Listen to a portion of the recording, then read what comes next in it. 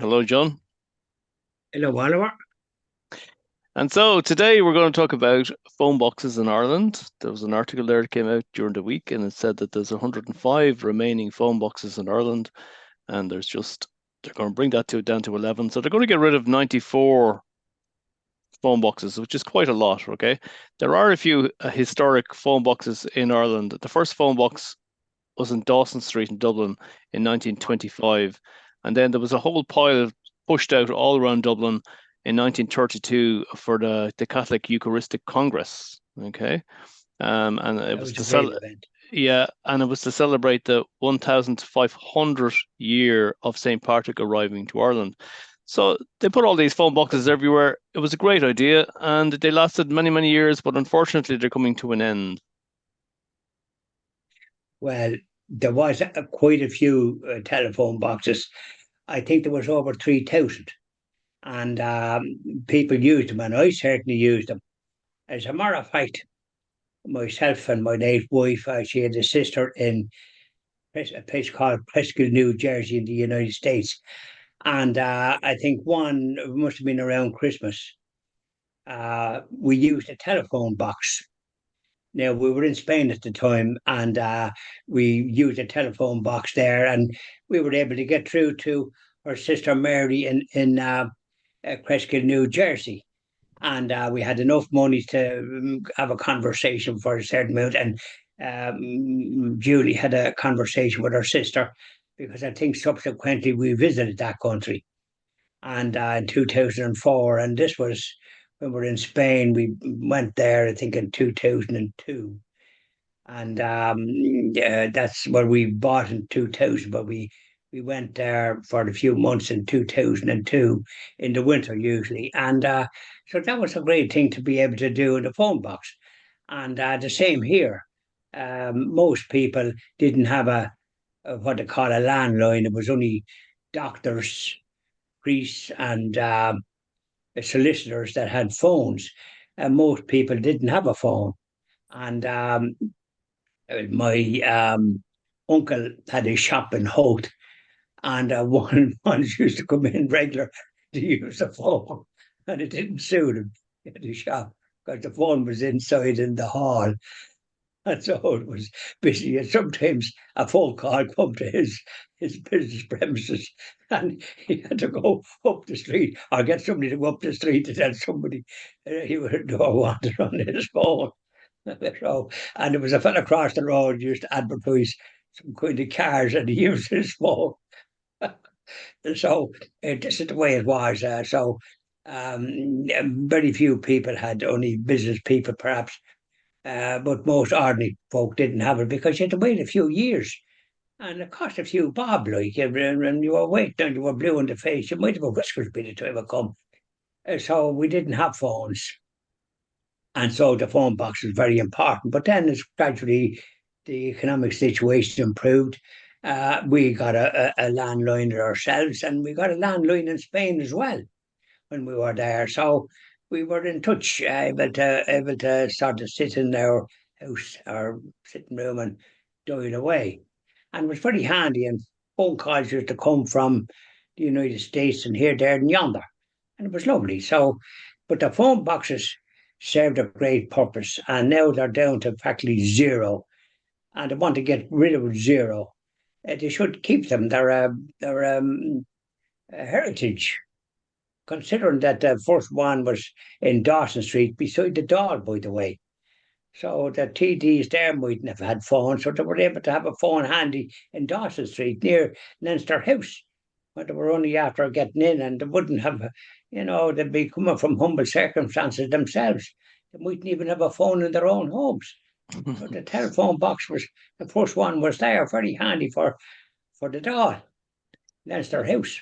That's it. So I mean, So look. then, huh?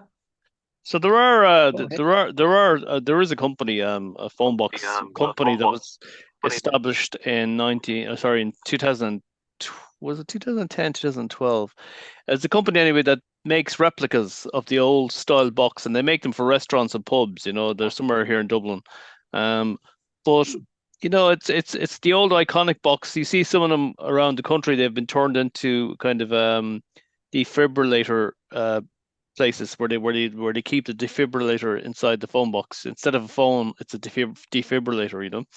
Um, there's something about looking at the old phone box, the old style of phone box. It's very nostalgic looking, and it makes you feel as if you're at home in Ireland. You know, Right.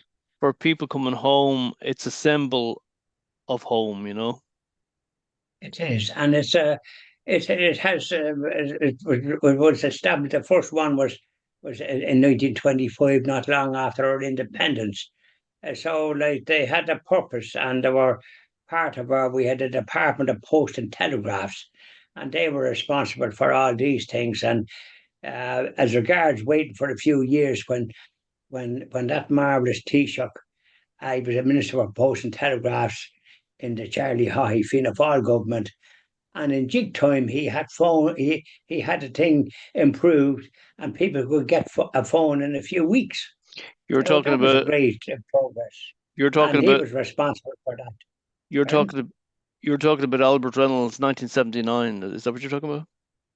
That's right. Yeah. Well, you had to wait a few years for a phone, and he whatever he way he improved the situation and got him to get up off their backsides and start doing things. You were able to get a phone in about 3 weeks from about 3 year or 4 years. In some countries, in Russia, I think you have to wait for it maybe 10 years to get a phone. But we were ahead of the posse when we had Albert in charge in the post and telegraph. We had phones. We had it. That we Uh, could get a phone, and we got a phone. Oh yeah, yes, we were in touch with the outside world, and they could ring us instead of us having to go out to a phone box, or maybe ring up a neighbour and say, "Can we use your phone, please?" mm, But keep the phone boxes that's there, and have them as a phone box that a person can make a phone call and keep them in good working order. Because I'll tell you something, oftentimes if there's an emergency and a person might have to use the phone box. hmm There's often emergencies occur, and the phone box, if you're going to be maybe somebody attacked or something, you don't know. So the phone box can, if they can get in the phone box and dial 999, that's very important. hmm So there's more than just the heritage point of view. They have a purpose, and they should be kept working. They do. To my way of thinking. I remember, like, uh, when you'd be queuing for a phone box in Ireland. Oh God, and especially in the middle of winter, you'd see Yeah. people queuing, and then you'd see a fella inside the phone box, and he might be there an hour, and then there'd be people banging on the glass. Oh, no, I never saw that now in my life. Well, if he was, I'd get him with the scruff of the neck.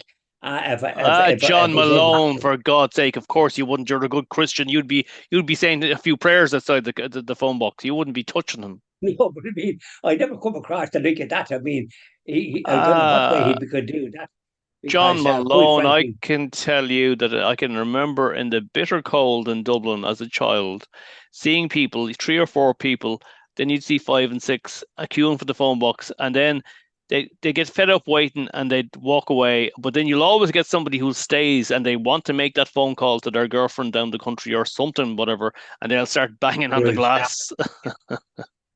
Well, this is it, like, because you see, this is the lack of consideration. Nobody should be in a phone box for that length of time. As a matter of fact, when you press button A, you had button A and button B, and you had to make sure that the phone was actually working, and that it wasn't somebody was after interfering and putting in a coin that you couldn't get your money into it. hmm And sometimes you'd have to go to an operator, and they would know what money you didn't put in enough because they could know by the jingle. That's right. And so you had to go that way, and you had to make sure you had enough money and silver and all the rest of it, depending on where you were ringing. And you wouldn't be able to stay on that long like that character that you've come across, because I never saw a person staying that long because it'd start, you'd be cut off, you see, unless you had money to put in again. It cost you a fortune. This is So you couldn't stay in that long in a phone box them times. That's why they were, you were in for maybe 5 minutes at the most, depending on who you're ringing. Yeah, because you wouldn't be able to stay on too long. That's what I I remember. I remember So you had to have. The kids in Dublin always had ingenious ways of what they used to do is they used to jam the money used to come out, the change would come out, you see, okay, and they'd always a way of jamming the little chute in such a way that the person who's receiving the change, whatever's left over from the call, right, okay, um, it would gather inside the little chute because they'd shove tissue paper up it, okay, and then they'd pull the tissue paper up out of it and they'd collect money every day, okay.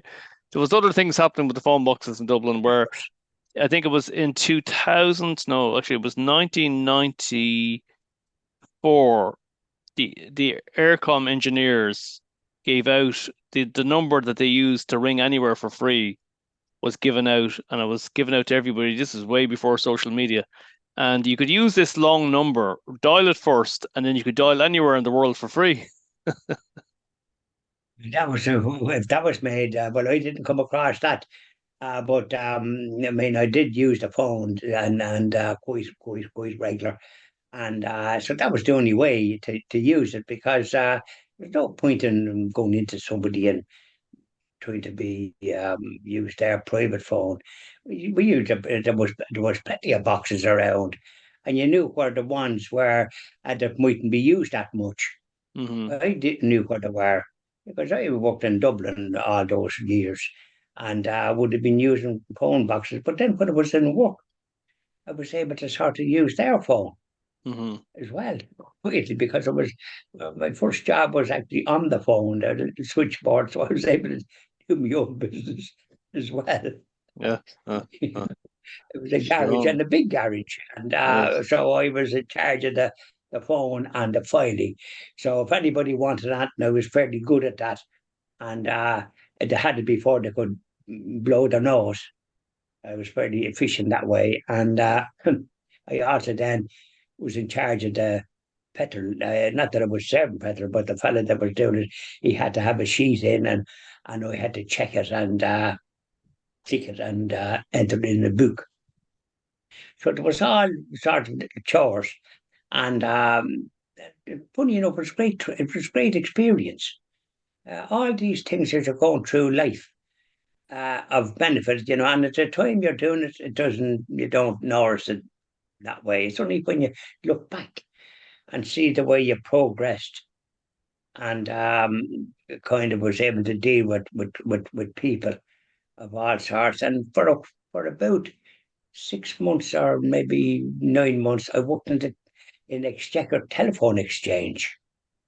And you'd be on from 7 to 1 in the morning or something. And then you could be on the emergency thing. So you were dealing with people that was in a spot of bother.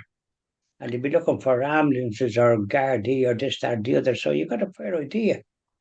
And That's it, once or John. twice you might be there all night. There's only a few will be on at night time, but you could be picked to be on that. So you could be on the 999 end of it and maybe something else as well.